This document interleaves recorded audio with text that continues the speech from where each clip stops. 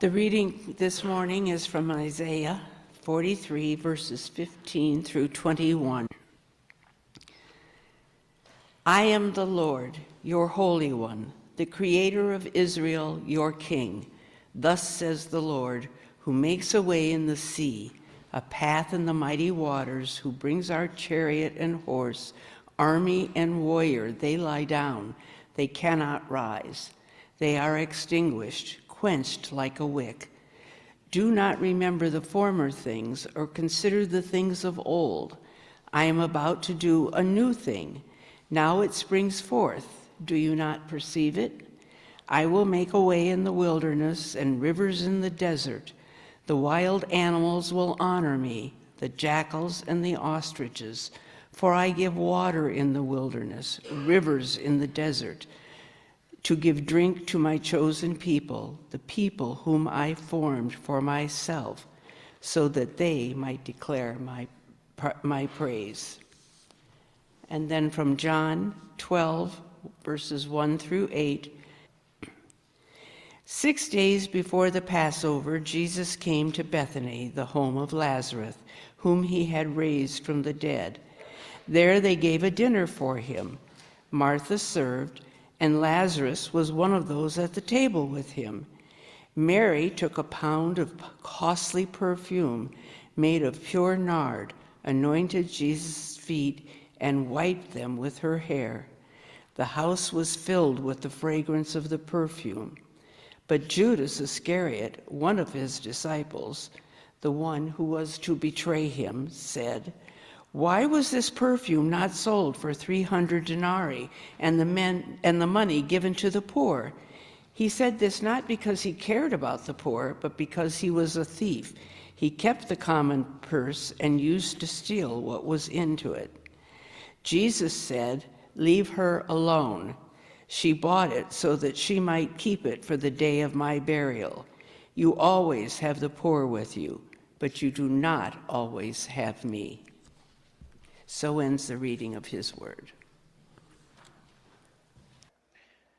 But as we start a journey down the road together that I hope will last many years, God willing, you're going to learn that I am a fanatic in many ways about musical theater. And I find so much inspiration in musical theater, in the words, in the music of many of the Broadway productions. And, well, they start as Broadway and become movies. I quote many times from those. And this morning, therefore, with your permission, I'm going to slip into a character, one of my favorite characters from a Broadway and movie production that I hope you all are familiar with. And if you aren't, you will be by the time I'm done. A Fiddler on the Roof. Sounds crazy, no? But in our little village of Anatevka, you might say, every one of us is a fiddler on the roof, trying to scratch out a pleasant, simple tune without breaking his neck. It isn't easy. You may ask, why do we stay up there if it's so dangerous? Well, we stay because Anatevka is our home. And how do we manage to keep our balance? That I can answer in one word: tradition. Here in Anatevka, we have our traditions for everything: how to eat, how to sleep, how to work, even how to wear clothes. For instance, we always keep our heads covered, and we wear little prayer shawls. Now you may ask, how did this tradition get started? And I'll tell you, I don't know, but it's a tradition. Here in Anatevka, we keep our balance through tradition. Tradition. Tradition. Why, without our traditions, our lives would be as shaky as a fiddler on the roof. And of course, you know now, speaking as Pastor Mike now, that those are the opening words of the musical Fiddler on the Roof.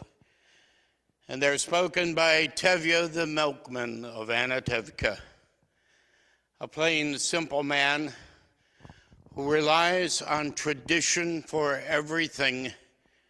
As he said, we have traditions: how to work, how to eat, how to sleep, how to wear clothes. Tradition governs their world in Anatevka, and it rules their lives. But as the story unfolds, Tevye's traditions begin to unravel. His eldest daughter wishes to marry not because her father has chosen her a man. She wants to marry, good heavens, a man of her choosing, a man she loves. And this is the beginning of the uprooting of Tevye's life. His traditions begin to unravel. The supports for his world begin to crumble, and the foundation begins to fall. And at the end of the production, very poignantly, a man who has been Tevye's friend even though he shouldn't have been, the commissar of police, who has enjoyed speaking with Tevye and talking with Tevye, and who has expressed throughout the play a question of why the Russian Orthodox and the Jews must hate each other.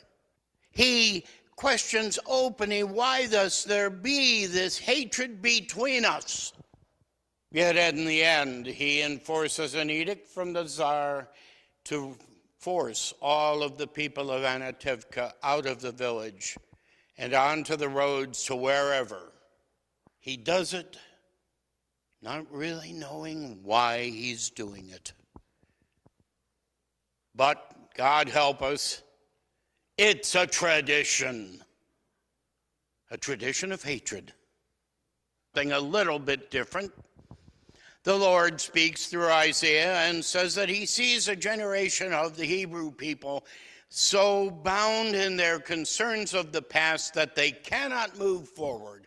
They are so caught up in the Exodus story that it governs their lives. And it does. It really did. It governed their lives to a point of almost being ridiculous. I'm going to take a little aside here to promote something. I'm currently watching a series called The Chosen. How many of you saw The Chosen? You are the blessed ones here. Those of you that have not seen it should watch. But it points out the problems that the disciples had, but also the ridiculousness of the Pharisees and the Sadducees. Jesus heals a man on the Sabbath. That's a no-no in its own right.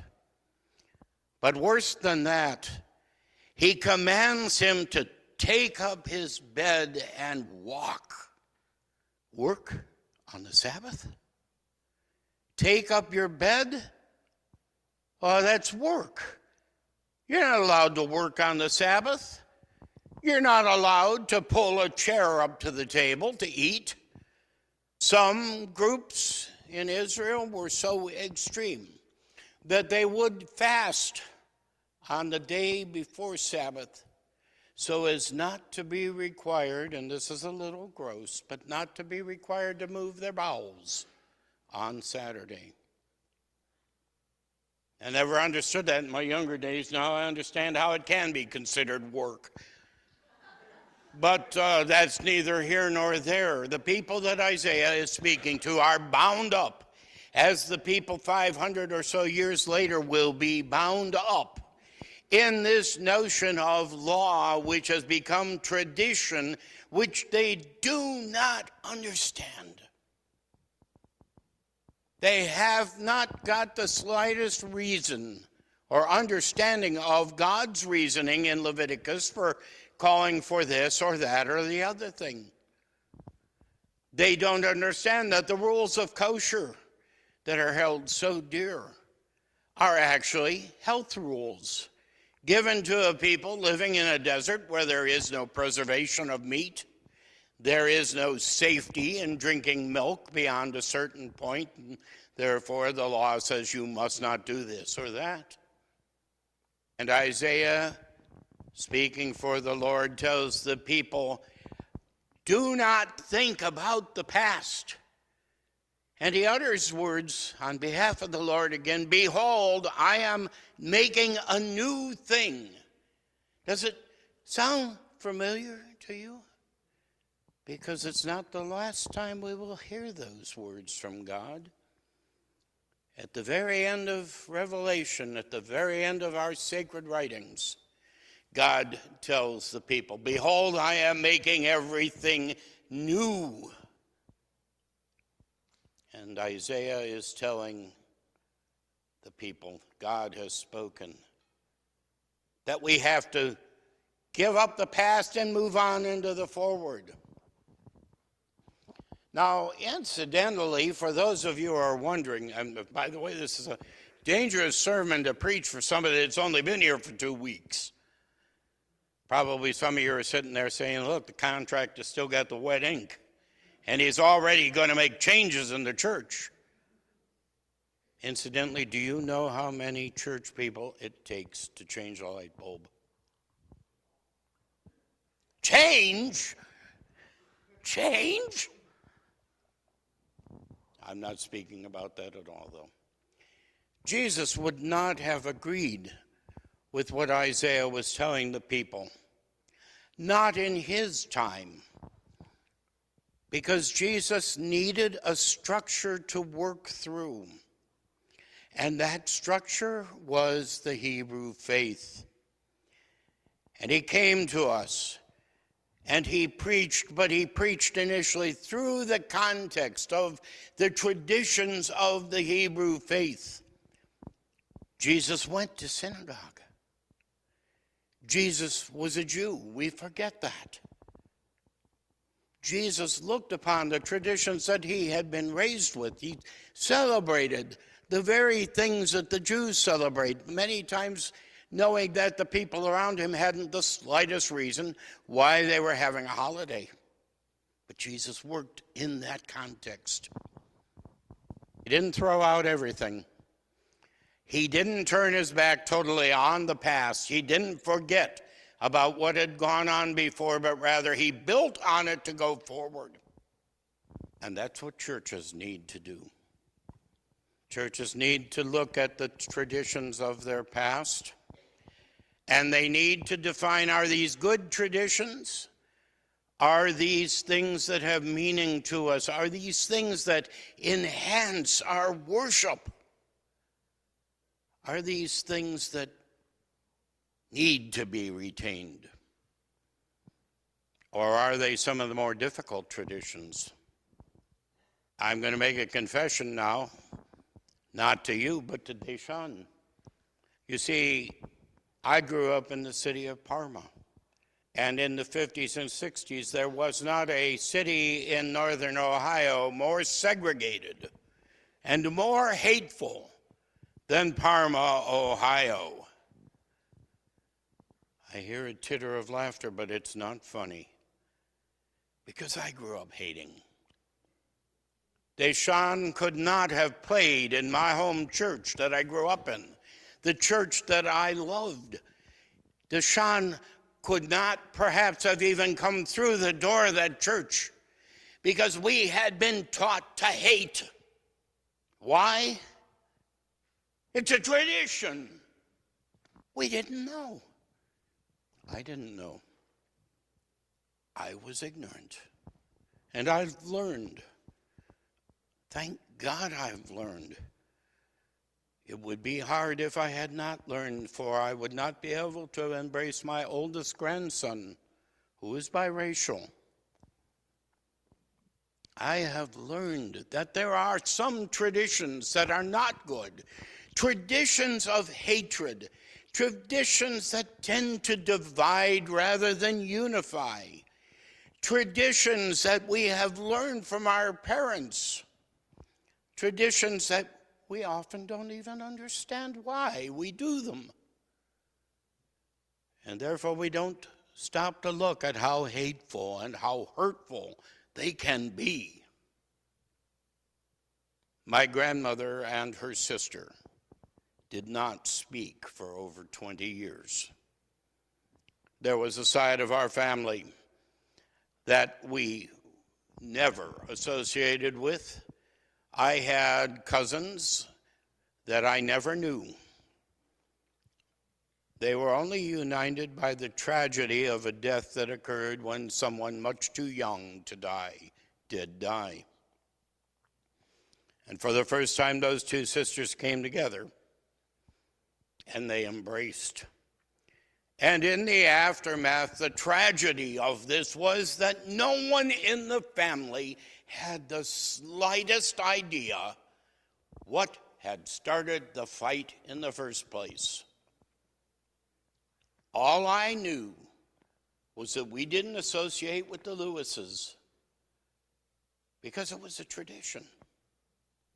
A terrible, terrible tradition. As we go forward together, yes, I will be looking at some things that happen within the church. I will be looking at some things that, in my opinion at least, may need to be addressed. And we will probably make some of those changes and walk away from some of the things that we may be doing without even knowing why. In other things, you'll find me a tradition hound. I love a Christmas tree in the sanctuary. I love the trappings of Christmas. I love the traditions around Easter and that, and you will not find those changing. Let's look backward with love, but let's go forward.